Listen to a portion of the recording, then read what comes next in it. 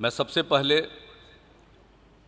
प्रधानमंत्री के रूप में बिहार में पहली बार आने पर आदरणीय प्रधानमंत्री जी का स्वागत करता हूं। मैं अपनी तरफ से स्वागत करता हूं, बिहार सरकार की तरफ से स्वागत करता हूं और बिहार के लोगों की तरफ से स्वागत करता हूं। आज आगमन के अवसर पर अनेक योजनाओं का शिलान्यास किया गया है और उद्घाटन किया गया है। मैं इसके लिए उन्हें तहे दिल से धन्यवाद देता हूं। IIT पटना ने काम 2008 से करना प्रारंभ कर दिया। हम लोगों ने एक बहुत ही उपयुक्त जगह IIT को काम प्रारंभ करने के लिए दी और उस समय जितने नए IIT का गठन किया गया था उसमें से बिहार में जो सुविधा दी गई IIT के काम प्रारंभ करने के लिए वह सर्वश्रेष्ठ थी। इसके बाद इनकी 500 एकड़ ज़मीन की मांग थी। हम लोगों ने उस मांग को पूरा किया और राज्य सरकार ने अपनी तरफ से 500 एकड़ ज़मीन का योगदान IIT पटना के लिए किया और अब उसका अपना परिसर बनकर तैयार है।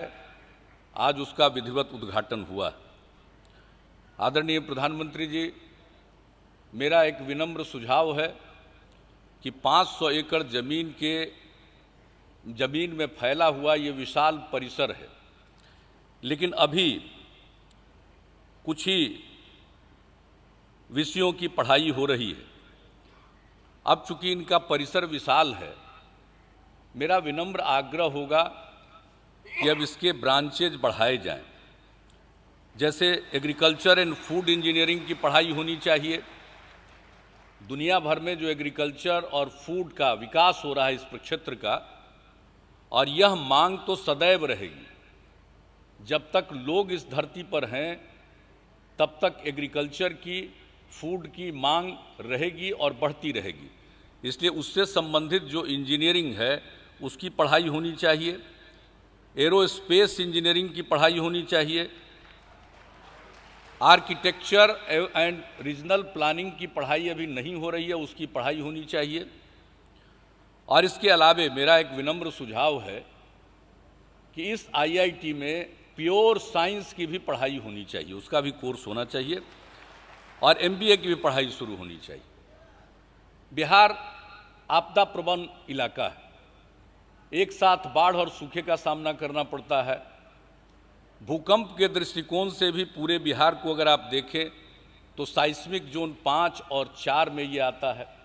इसलिए भूकंप रोधी पर काम होना चाहिए। थोड़ा काम NIT पटना में हो रहा है, लेकिन IIT पटना में अगर यह काम हो और इसके अलावे जल विज्ञान पर, बांध पर भी इस IIT पटना में काम होना चाहिए। अगर इस विषय पर ध्यान दिया जाए तो IIT पटना का लाभ बिहार की युवा पीढ़ी को और ज़्यादा प्राप्त हो सकता है, देश को इससे प्राप्त हो सकता है।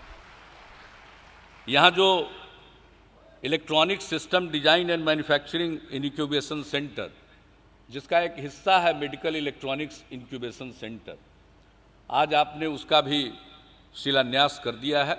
बड़ी खुशी की बात है। नई पीढ़ी के लिए ये बहुत ही उपयोगी होगा। इसलिए राज्य सरकार ने इस कार्य हेतु जो धनराशि की आवश्यकता है उसका 53% अपनी तरफ से योगदान दे दिया है। उसकी हम लोगों ने स्वीकृति कर दी है।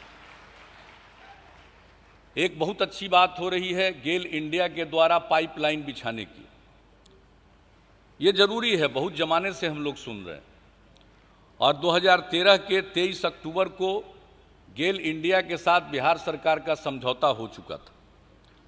और अब ये खुशी की बात है, जब श्री रामविलास पासवान जी केंद्र में केमिकल और फर्टिलाइजर मिनिस्टर थे, उस समय ही बरौनी फर्टिलाइजर कारखाने को फिर से चालू करने की बात हुई और उसको चालू करने के लिए राज्य की सरकार ने जो उसके ऊपर बिजली का लगभग 300 करोड़ रुपए का बकाया था उस बंद उद्योग पर, इसको राज्य सरकार ने माफ़ कर देने का फैसला किया था कि वो बोझ राज्य सरकार अपने ऊपर लेगी, और तब से ये अटका पड़ा था। अब उसके निर्माण का कार्य शुरू हो, हम लोगों को बड़ी खुशी होगी। सिर्फ हम धर्मेंद्र प्रधान जी भी बैठे हुए थे, इनको मैंने कहा कि भाई प्रधान जी अब आप बिहार के ही हैं, इसलिए अभी जो 2 फेज में, फेज 1 और फेज 2 में जितने ज़िले गैस पाइपलाइन से कवर्ड हो रहे हैं, उससे लगभग 63% इलाके हमारे बचे रह जा रहे हैं।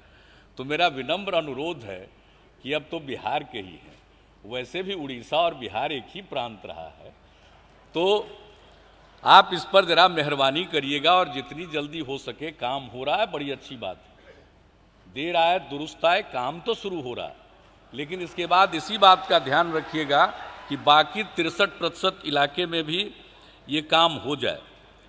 एक व्यक्तिगत अनुरोध हम करना चाहेंगे, सुरेश प्रभु जी से मैंने किया है, माननीय रेल मंत्री जी से और आदरणीय प्रधानमंत्री जी से।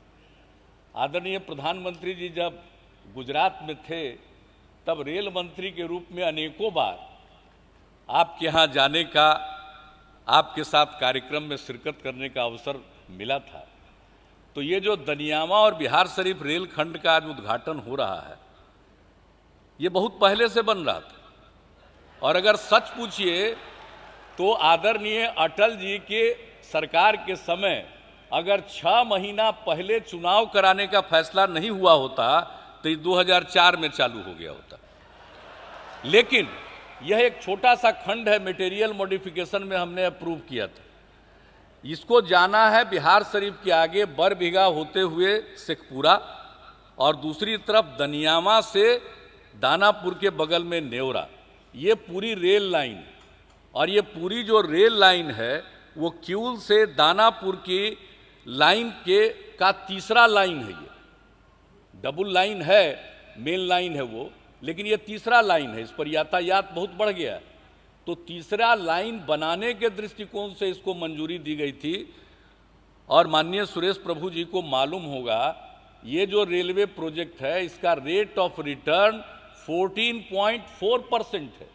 आदरणीय प्रधानमंत्री जी, बहुत कम रेलवे प्रोजेक्ट का इतना बढ़िया रेट ऑफ रिटर्न होता है। तो मैं आग्रह करूंगा विनम्रता पूर्वक कि अब बाकी का जो खंड है, दनियामा से नेवरा एक तरफ और दूसरी तरफ बिहार शरीफ से शेखपुरा बरबीघा होते हुए उसको पूरा कर देंगे, तो ये 3rd लाइन भी होगा।